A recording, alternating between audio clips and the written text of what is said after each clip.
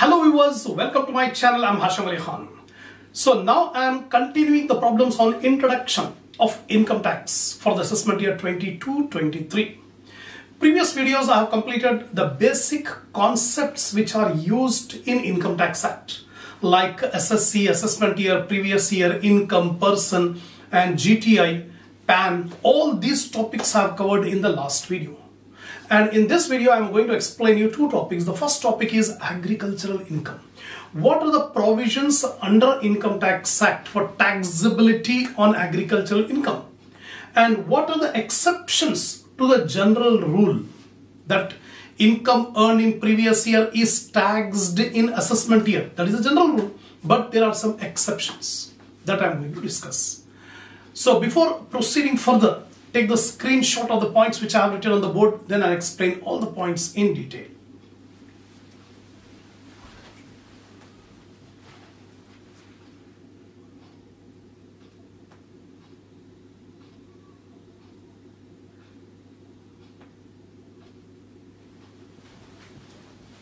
Now, first of all, agricultural income. Very often in examination, a theory question will be asked, explain the provisions regarding agricultural income. One rule you have to remember, according to section 10 subsection 1, agricultural income is exempted from tax. It will be included in total income along with other incomes to put the tax on non-agricultural income. To calculate the tax on non-agricultural income, agricultural income will be included. But if a person is having only agricultural income and nothing else, the complete agricultural income is exempted from tax. Section 10 subsection 1 of the Income Tax Act 1961 deals with the exemption of agricultural income from the tax. However, the agricultural income is included in the total income to determine the tax on non-agricultural income.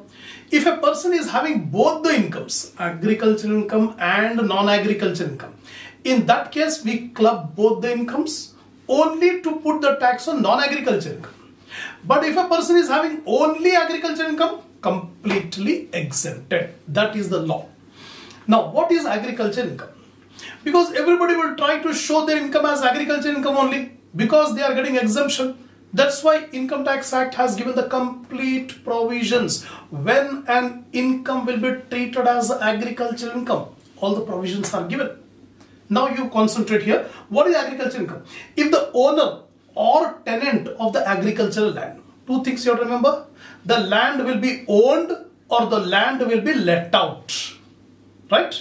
So if the owner or the tenant of the agricultural land situated in India, one point you remember, agricultural income is exempted only if the land is situated in India, receives the sale money or crop either in cash or in kind. That means the owner of the land or the tenant of the land receives money from the sale of agricultural produce either in cash or in kind. That is agricultural income. Secondly, if the owner or the tenant of the agricultural land perform certain processes to make the agricultural produce fit for sale in the primary market and receive sale money in the primary market. Sometimes already agricultural producer is there, but we don't have a ready market for this agricultural product. This agricultural product requires some more further processing. After making further processing, the agricultural produce can be sold in the market. Without processing, the agricultural market will not be fit for sale. In that case, whatever processing is done to make the agricultural produce fit for sale, that activity is also known as agricultural activity. The income will be agricultural income. Thirdly, income derived by the owner or tenant of the agricultural land from a building situated in the farmhouse if the house or building is situated in rural area. Sometimes a building is used, a house is used to store the agricultural produce. So any income from the building which is used to store the agricultural produce, the rent of that building is also agricultural income, provided the building is situated in rural area adjacent to agricultural land. That means very near to agricultural land the building is situated. The building is used to store the agricultural produce. So any rent of the building received, that is also agricultural income, provided the building will be in rural area. Now, the above three incomes are treated as agricultural income only when the following conditions are satisfied. So an income will be called agricultural income only if it satisfies three conditions. The first condition, rent or revenue should be derived from land. That means any rent received from land or revenue derived from the land will be treated as agricultural income. Example, suppose if the agricultural land is owned by Mr. X, he is the owner, but he is not doing agriculture. He has let out the land to Mr. Y. Mr. Y is another farmer. He is doing all farming and is paying the rent to Mr. X. So Mr. X is getting the rent of his land which is given on rent. So he is receiving the rent, that is agricultural income. Apart from that, Mr. Y, he is growing the crops and selling the crops. So whatever revenue he will derive, that is also agricultural income. So rent received by Mr. X and revenue received by Mr. Y, both are agricultural income. That is the first condition. Rent or revenue derived from land. Secondly, the land is used for agriculture purpose. The land is used for agriculture purpose. So how we can be able to know the agricultural purpose? Income Tax Act says two operations are there in agriculture. One basic operation, one subsequent operation. Basic operation means all the activities applied on the land before the germination of seed. So first of all, there should be some seeding. There should be not harvesting, seeding, then applying the water, growing the plant. So till the plant grown out of the earth, it is called basic operation. So any income derived by performing only basic operation is agricultural income, right? For example, the owner of the land has given the land to another person for doing all basic operations. So whatever income he received from basic operation is agricultural income. Subsequent operations. The subsequent operations are all the activities after the germination of the seed, after sprouting of the plant from the earth, from the land. Like harvesting is there, cutting is there, putting fertilizer. All these are the activities after growing the plants. These are called subsequent activities. Both are agricultural activities, basic and subsequent. So if a person performs basic operations and subsequent operations, then both income will be treated as agricultural income. But if a person applies only subsequent activities, not basic, basic activity was done by some other person and earned the income, but subsequent activities are done by some other person, so the income earned from subsequent activities only will be non-agricultural income. That is the rule, that the land should be used for agriculture purpose. Third one, the land is situated in India. Agricultural income is exempted only if the land is situated in India. If a person earns agricultural income outside India, it is taxable in India if the person is a resident in India. So these three conditions are there to satisfy an income as agricultural income. First, rent or revenue should be derived from land. Second, the land must be used for agriculture purpose. And third, the land should be situated in India. Now, some notes. Income derived from agricultural land situated in rural area or urban area is treated as agricultural income.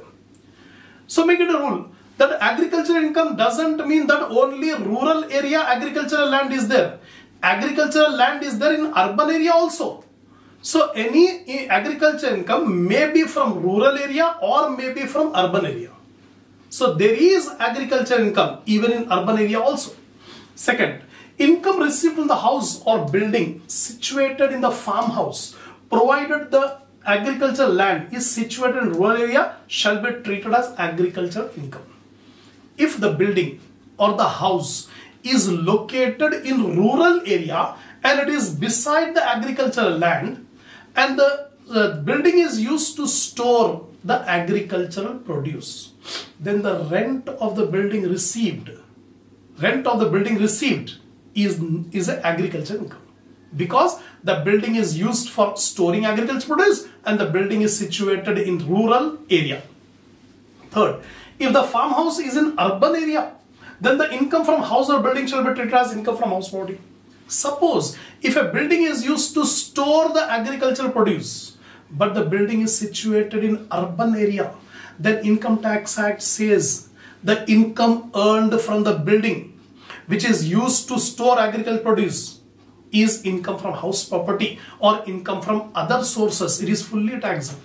Because the building is not situated in rural area, it is situated in urban area. So income of the building is taxable under income from house property or income from other source.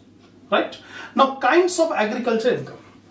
Here Income Tax Act has given some examples of agriculture income. First, rent from agricultural land. Suppose if a person is having agricultural land, he is the owner of the agricultural land but let out to a tenant who is doing agricultural work. So any rent received by the owner is an agricultural income. Second, revenue received from agricultural land. X is the owner, Y is the agriculturist. So Y is using the land for producing agriculture. He is the farmer. So whatever revenue he derived by selling the agricultural produce, that is agriculture income. Third, income received by performance of some process to render the produce saleable. Many at times the agricultural produce will not be in a saleable form. It has to convert it into saleable form. Some processing is required. Example, a mill is there. Until and unless the agricultural produce is processed, it will not have a ready market. Then any income derived by the mill to convert the agricultural produce into saleable form, that income of the mill is an agricultural income. Lastly, income derived from the sapling and seedling grown in nurseries are considered as agricultural income. Nowadays there are many nursery businesses. They are seedling and sampling of small plants. So any income derived by seeding and sampling by nurseries will also be agricultural income. So these four are the examples of agricultural income. Now, income from house used for agricultural purpose. Many houses are used for agricultural purpose. So what are those houses? Income from house property used for agricultural purpose is an exempted income if the following conditions are satisfied. So 5 conditions are given. If these 5 conditions are satisfied, then the income from the building will be treated as agriculture income. It is not taxable. What are the first case? The house is situated near agricultural land. First condition, the building or house should be very near to agricultural land. Secondly, the house is under the control of the agriculturist. This house should not be owned by any other person. It should be owned by some agriculturist only. Third, the building is used for conducting agricultural activities like storing the agricultural produce in the building or any other activity conducted for agricultural purpose that a building is used. The house is subject to land revenue tax. So in India we have land revenue tax. So this house is also subject to land revenue tax. Lastly, the land is situated in rural area.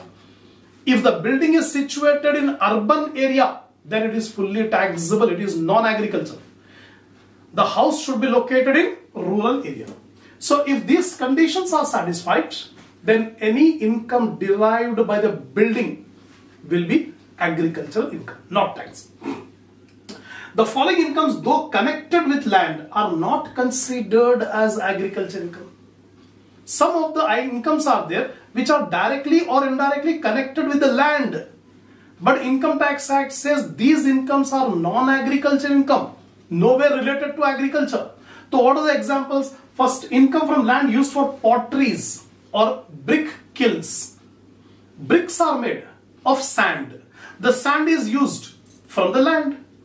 It is related to land only. But Income Tax Act says any income derived from potteries, making the pots, or from brick kilns, these are non-agriculture income.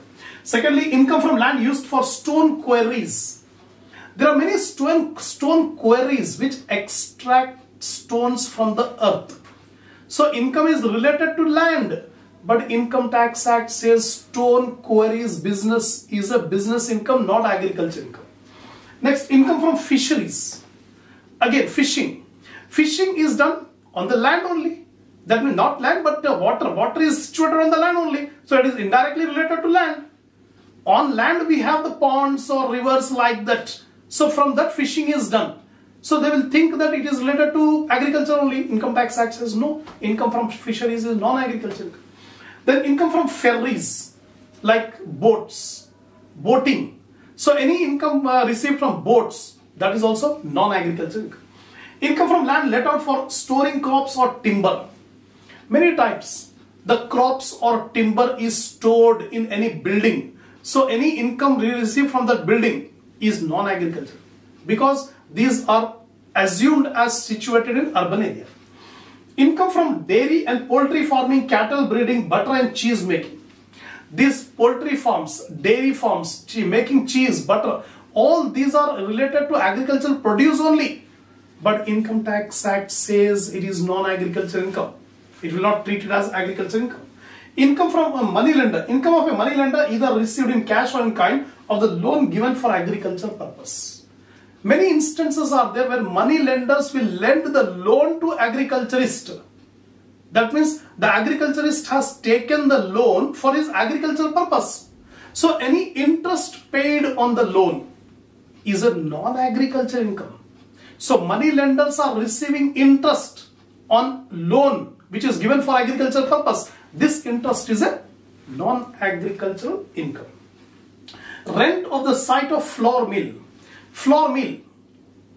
Any rent received from flour mill, that is also non-agricultural income. So these are the few instances of non-agricultural income. Now partly agriculture and partly non-agriculture. Sometimes an SSC is having both the incomes, agriculture and non-agriculture. Total income 10 lakh rupees is there combined, agriculture, non-agriculture. In that case, Income Tax Act says the SSC must segregate the income. How much is agriculture, how much is non-agriculture in his total income. Right? That's all. Now the last topic in this video is exceptions to the general rule. General rule is the income earned in the previous year is taxable in the assessment year. Our current assessment year is 22-23. I have written here our current assessment year. So any income earned in the previous year means 12 months immediately preceding the assessment year. Our current previous year is 21-22 and the assessment year is 22-23, right? So any income earned in 21-22 will be taxed in 22-23. That is the normal rule. But under certain circumstances, this rule will be repeated. The rule will not be applied. These are called exceptions. Means the income is taxed in the same year in which it is earned. That is previous year. Previous year income earned and previous year only tax will be applied. Right? So what are the circumstances? What are the situations in which income earned in previous year is taxed in previous year itself? These are the exceptions. The persons leaving India with an intention not to return to India during the relevant previous year. A person who is going abroad with the intention that he is not going to come back during assessment year. Normally people will fly outside India for job purpose. They will not, it is not sure that in the assessment year they may come back. They may come back after 2 years, 3 years, 4 years, 5 years like that. So those people who are leaving India with the intention not to return back during assessment year, they are asked to pay the tax whatever you have earned during the previous year in the previous year itself. Don't wait up to assessment year. So before leaving the country, they have to pay the tax. That is first exception. Second, income of non-resident shipping companies. There are many shipping companies which earn income from India. So these shipping companies should pay the tax whenever they earn the income itself. They should not wait till the assessment year. For example, a shipping company is there in UK, suppose, in London. It is bringing the goods from London to India. So after, bringing the goods to India, it is not going empty. It is taking the goods from India to London. In that case, they are earning the income. So Income Tax Act says whatever income you are earning from India, you have to pay the tax here itself. These are non-resident shipping companies. If they are having some office, some representative in India, then law says we can collect the money from the representative. Now the shipping company can go. So if they don't have any representative, if it's a non-resident shipping company, they have to pay the tax whenever they earn the income. They should not wait till the assessment year. Thirdly, income from discontinued business. Normally when the business is continued, the income earned in previous year is taxed in assessment year. But sometimes when the business is discontinued, stopped, closed, so Income Tax Act says whichever year the business is closed, in that year itself they have to pay the tax. They should not wait till the assessment year. Next one is person transferring the assets to avoid the tax. Sometimes some people will try to avoid the tax. In that case, the law says they have to pay the tax in the previous year itself. They should not wait till the assessment year. Last one, incomes or bodies, associations formed for short duration, like a joint venture. Joint venture is a short-term business, short duration business. So Income Tax Act says any association body which is made for a short duration, they have to pay the tax in the previous year itself. They should not wait up to assessment year. So these are some of the exceptions where income earned in the previous year, they have to pay the tax in the previous year itself, not in the assessment year. That's all. So in this video, I have explained you about agriculture income and about the exceptions to the general rule. Inshallah, we'll continue the next topic in the next video. So if you're satisfied, give a like to the video, share my channel, subscribe if you have not yet subscribed, give your comments, and buy the super thanks which is given below my video. Inshallah, we'll continue the next topic in the next video.